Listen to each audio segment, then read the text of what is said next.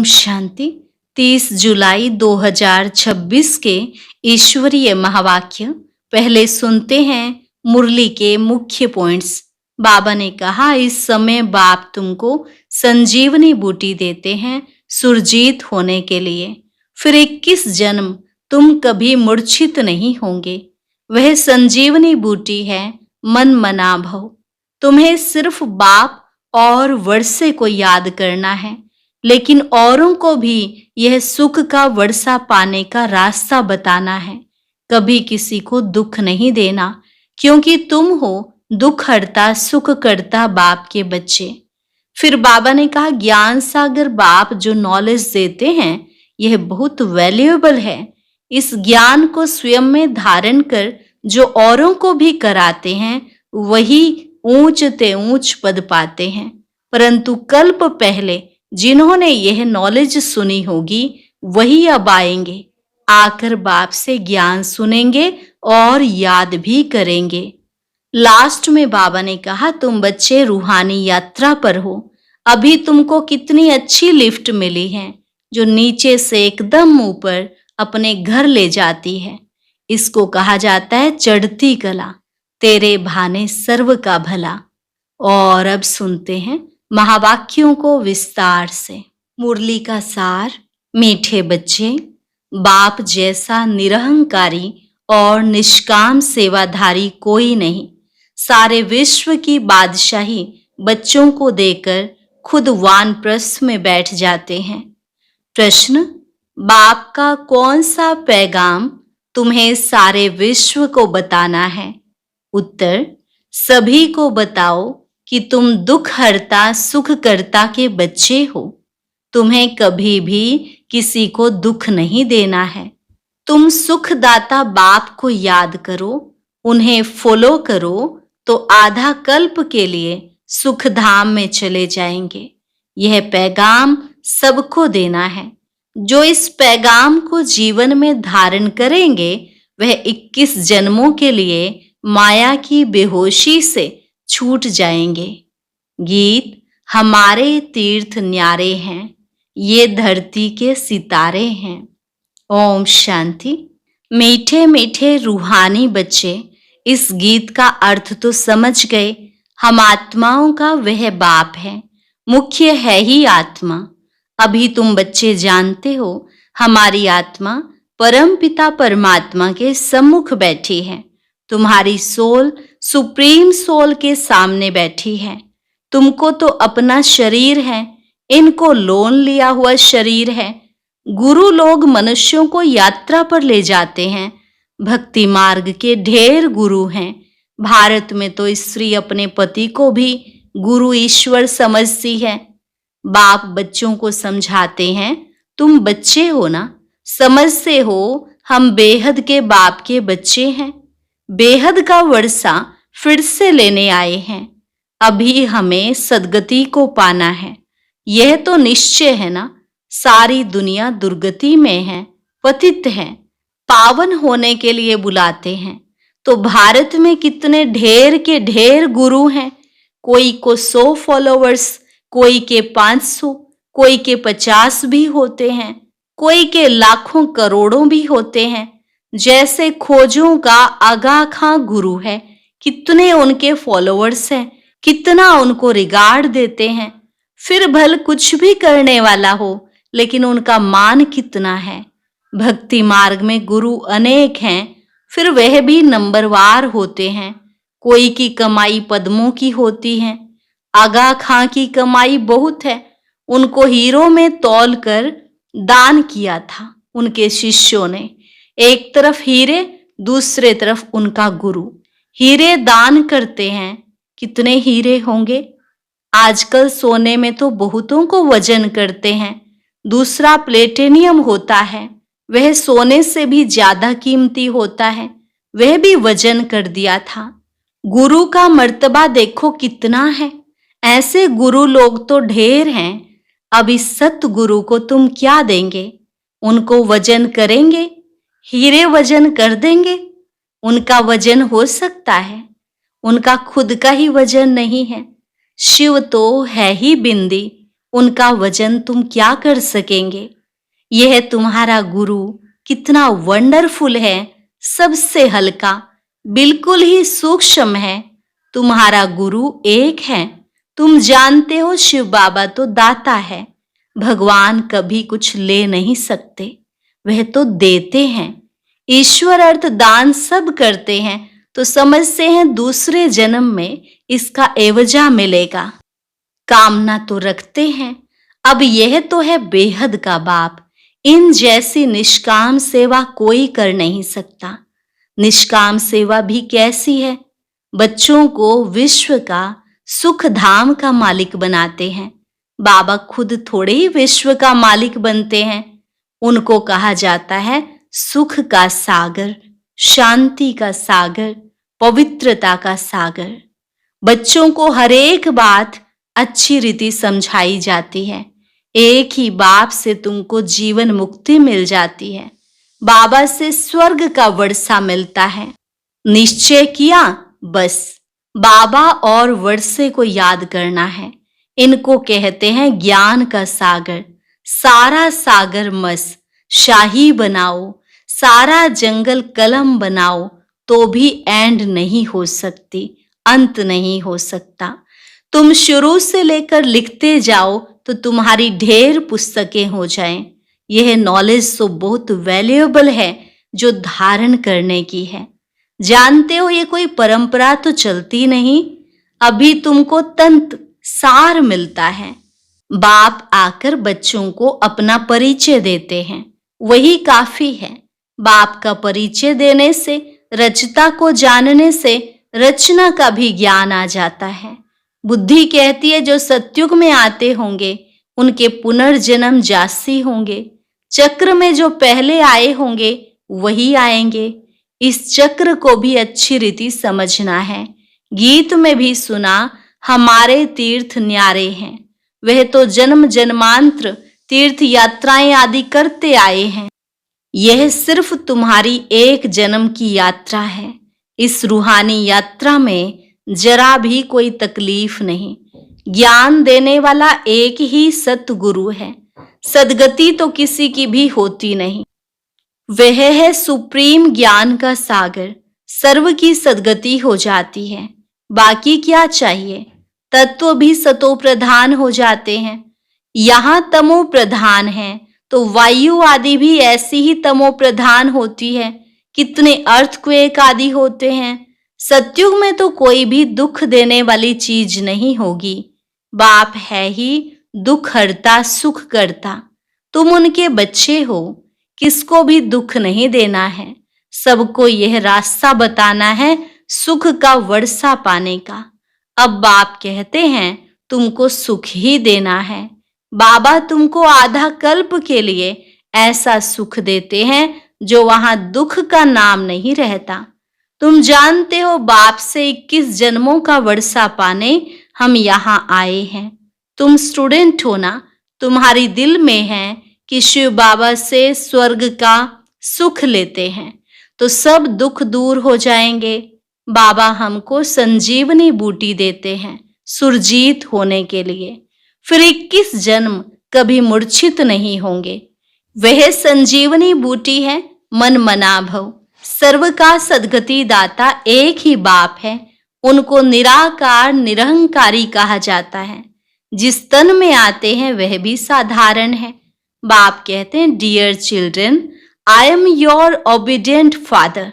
बड़े आदमी हमेशा ऐसे लिखते हैं, आई एम ओबीडियंट सर्वेंट। अपने को श्री कभी नहीं लिखेंगे। आजकल तो लिखते हैं श्री श्री फलाना। आप भी अपने को श्री श्री लिखते रहते हैं। वह बाप है निराकार निरहंकारी। अब तुम उनके सम्मुख बैठे हो। जानते हो वह हमारा बाप टीचर सतगुरु है। बाकी तो सब भक्ति मार्ग के अनेक गुरु हैं। गुरुओं के भी गुरु होते हैं। इनका कोई गुरु नहीं। यह सत्य बाबा, सत्य टीचर, सत्य गुरु है। तुम जानते हो आत्मा ही संस्कार धारण कर रही है। बाबा भी आत्मा है ना, उनमें भी गुण है। तुम्हारे गुण अलग अलग हो जाते हैं। इस समय जो गुण तुम्हारे में हैं वही बाप के हैं। फिर सतयुग में तुम्हारे दैवी गुण हो जाएंगे। बाप ज्ञान का सागर, प्यार का सागर है। श्री कृष्ण की महिमा अलग है। शिव बाबा को 16 कला संपूर्ण नहीं कह सकते, वह तो स्थिर है ही। बाप कहते हैं यह टाइटल तुम मुझे नहीं दे सकते हो, मैं थोड़े ही विकारी बनता हूं, जो फिर सर्वगुण संपन्न बनो। मेरी महिमा इन जैसी थोड़े ही करेंगे। इस नॉलेज को जिन्होंने कल्प पहले सुना है वही आएंगे, आकर बाप से सुनेंगे और बाप को याद करेंगे। पिछाड़ी को हाय हाय कर रोते हैं, फिर जय जयकार हो जाती है। अभी तुमने यात्रा का भी राज समझा है। इस यात्रा से फिर तुम कभी मृत्यु लोक में लौटते नहीं हो। उन यात्राओं से फिर घर लौट आते हैं। कितने मनुष्य स्नान करने जाते हैं। भक्ति का विस्तार देखो कितना है। जैसे झाड़ कितना बड़ा अथाह होता है, बीज तो बिल्कुल छोटा होता है, वैसे भक्ति का भी विस्तार कितना है। ज्ञान का एक टुबका भी सदगति कर देता है। भक्ति में उतरते उतरते आधा कल्प लग जाता है। यहां तुमको सीढ़ी चढ़ने में 1 सेकंड लगता है। लिफ्ट कितनी अच्छी है, नीचे से एकदम ऊपर अपने घर ले जाती है। इसको कहा जाता है चढ़ती कला सर्व का भला। सर्व का सदगति दाता एक बाप ही है। अब ज्ञान भक्ति का फर्क देखा। ज्ञान भक्ति वैराग्य है ना, सन्यासियों का है हद का वैराग्य। बाप ने समझाया है वैराग्य 2 प्रकार का है। एक है हद का वैराग्य, जिससे कोई सदगति नहीं होती। दूसरा है बेहद का वैराग्य, जिससे तुम्हारी सदगति हो जाती है। अभी सदगति के लिए तुम बच्चों को श्रीमत मिलती है, श्रेष्ठ ते श्रेष्ठ बनने की। अब श्रेष्ठ दुनिया की स्थापना हो रही है श्रीमत पर। यह भ्रष्ट दुनिया रावण की मत पर बनी है। हम श्रेष्ठ बन रहे हैं, यह बातें तुम ही जानो। दुनिया बिल्कुल नहीं जानती है। तुम्हारे लिए तो कहते हैं यह ब्रह्मा कुमारियां विनाश कराने वाली हैं। सचमुच विनाश तो होना ही है, इससे ही तो कल्याण होना है। कल्याणकारी बाप आते हैं तो महाभारी लड़ाई लगती है। कहेंगे हमने कहा था ना कि ब्रह्मा कुमारियां विनाश करेंगी। बरोबर विनाश तो होना ही है। पुरानी दुनिया विनाश होगी, हम नई दुनिया स्थापन करते हैं। पुरानी के बाद नई जरूर है ही। कल्प कल्प विनाश होता है, तभी भारत में स्वर्ग के द्वार खुलते हैं। परंतु वे लोग समझें कैसे? आगे चलकर बहुत समझेंगे। बाप जब आते हैं तो पुरानी दुनिया सारी स्वाहा हो जाती है। तुम्हारा यह यज्ञ तो वंडरफुल है, जिसमें आहुति पड़नी है। यह भी तुम जानो और न जाने कोई। विजय तो पांडवों की होनी है और सब खत्म हो जाएंगे, बाकी तुम पांडव रहते हो, फिर नई दुनिया में राज्य करते हो। यह नॉलेज बड़ी वंडरफुल है। सबका दुख हरता, सुख करता, सदगति देने वाला एक ही बाप है। कितना मीठा, कितना प्यारा बाप है। कहते आए हो मीठे बाबा, आप जब आएंगे तो आप पर हम वारी जाएंगे। मेरा तो आप, दूसरा न कोई। इसका मतलब यह नहीं कि घर बार छोड़ यहां आकर बैठेंगे, नहीं। गृहस्थ व्यवहार में रहो। 7 रोज का कोर्स ले, फिर कहां भी जाओ, मन मना भव। बाप को याद करना है और वर्षा पाना है। बस याद की यात्रा में रहना है, इससे ही बेड़ा पार है। यह भी तुम जानते हो, पवित्र रहना है। छी खाना आदि नहीं खाना है। मुरली तो मिलती ही है, कोई समय मुरली नहीं भी मिलेंगी। आफतें आएंगी, हंगामा आदि हो जाएगा तो मुरली मिल नहीं सकेंगी। तुम इन आंखों से जो कुछ देखते हो वह नहीं रहेगा, सब भस्म हो जाएगा। प्रलय तो होती नहीं, दुनिया तो एक ही है, नई सो पुरानी होती है। न्यू वर्ल्ड ओल्ड वर्ल्ड कहा जाता है। अब तो कहेंगे यह ओल्ड वर्ल्ड है, बाकी थोड़ा समय है। वह कहते हैं कल्प की आयु लाखों वर्ष है। कलयुग के लिए कहते हैं 40,000 वर्ष पड़े हैं। वास्तव में 5,000 वर्ष का चक्र है। तुम्हारी बुद्धि में सारी नॉलेज है। मनुष्य तो बिल्कुल पत्थर बुद्धि हैं। एक्टर्स होकर ड्रामा के क्रिएटर डायरेक्टर को ना जाने तो उनको क्या कहेंगे? वर्ल्ड की हिस्ट्री ज्योग्राफी कैसे रिपीट होती है, यह तो जानना चाहिए ना। जो अच्छी रीति जानते हैं, बुद्धि में धारण कर औरों को धारण कराते हैं, वह ऊंच ते ऊंच पद पाते हैं। बाप कहते हैं जो नॉलेज मेरे में थी वह अब तुमको दे रहा हूं। ड्रामा प्लान अनुसार मैं रिपीट करता हूं। मेरा भी ड्रामा में पार्ट है। भक्ति मार्ग में भी पार्ट बजाया। अब तुमको आकर अपना और रचना के आदि मध्य अंत का परिचय देता हूं। मैं भी ड्रामा के बंधन में हूं। मैं आता ही एक बार हूं अपना परिचय देने और रचना के आदि मध्य अंत का नॉलेज सुनाने। अच्छा, मीठे मीठे सिकिलधे बच्चों प्रति मात पिता बाप दादा का याद प्यार और गुड मॉर्निंग। रूहानी बाप की रूहानी बच्चों को नमस्ते। रूहानी बच्चों की रूहानी बाप दादा को नमस्ते नमस्ते, गुड मॉर्निंग। शुक्रिया बाबा, शुक्रिया। धारणा के लिए मुख्य सार। पहली पॉइंट, बाप समान ओबीडिएंट बनना है। कभी भी किसी बात में अपना अहंकार नहीं दिखाना है। निराकारी और निरहंकारी होकर रहना है। बाप, टीचर और सतगुरु के कॉन्ट्रास्ट को समझ निश्चय बुद्धि बन श्रीमत पर चलना है। रूहानी यात्रा पर रहना है। वरदान, पुरुषार्थ शब्द को यथार्थ रीति से यूज कर सदा आगे बढ़ने वाले श्रेष्ठ पुरुषार्थी भव। पुरुषार्थ शब्द को यथार्थ रीति से यूज कर सदा आगे बढ़ने वाले श्रेष्ठ पुरुषार्थी भव। कई बार पुरुषार्थी शब्द भी हार खाने में व असफलता प्राप्त होने में अच्छी ढाल बन जाता है। जब कोई भी गलती होती है तो कह देते हो हम तो अभी पुरुषार्थी हैं, लेकिन यथार्थ पुरुषार्थी कभी हार नहीं खा सकते, क्योंकि पुरुषार्थ शब्द का यथार्थ अर्थ है स्वयं को पुरुष अर्थात आत्मा समझकर चलना। ऐसे आत्मिक स्थिति में रहने वाले पुरुषार्थी तो सदैव मंजिल को सामने रखते हुए चलते हैं। वे कभी रुकते नहीं, हिम्मत उल्लास छोड़ते नहीं। स्लोगन, मास्टर सर्वशक्तिमान की स्मृति में रहो।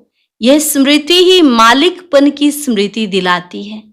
मास्टर सर्वशक्तिमान की स्मृति में रहो। यह स्मृति ही मालिकपन की स्मृति दिलाती है। अव्यक्त इशारे ज्वाला स्वरूप स्थिति में रहे शक्तिशाली याद का अनुभव करो। कोई भी कार्य करते व बात करते बीच बीच में संकल्पों की ट्रैफिक को स्टॉप करो। 1 मिनट के लिए भी मन के संकल्पों को, चाहे शरीर द्वारा चलते हुए कर्म को, बीच में रोक कर भी यह प्रैक्टिस करो, तब बिंदु रूप की पावरफुल स्टेज पर स्थित हो सकेंगे। जैसे अव्यक्त स्थिति में रह कार्य करना सरल होता जा रहा है, वैसे ही यह बिंदु रूप की स्थिति भी सहज हो जाए तो यही योग की ज्वाला स्वरूप स्थिति है। अच्छा, आज का अव्यक्त ज्ञान मोती सुनने के लिए ऊपर दिए गए बॉक्स पर क्लिक करें। अगर बॉक्स दिखाई नहीं दे रहा है तो ऊपर जो कॉर्नर में शो लिखा हुआ है उस पर क्लिक करें।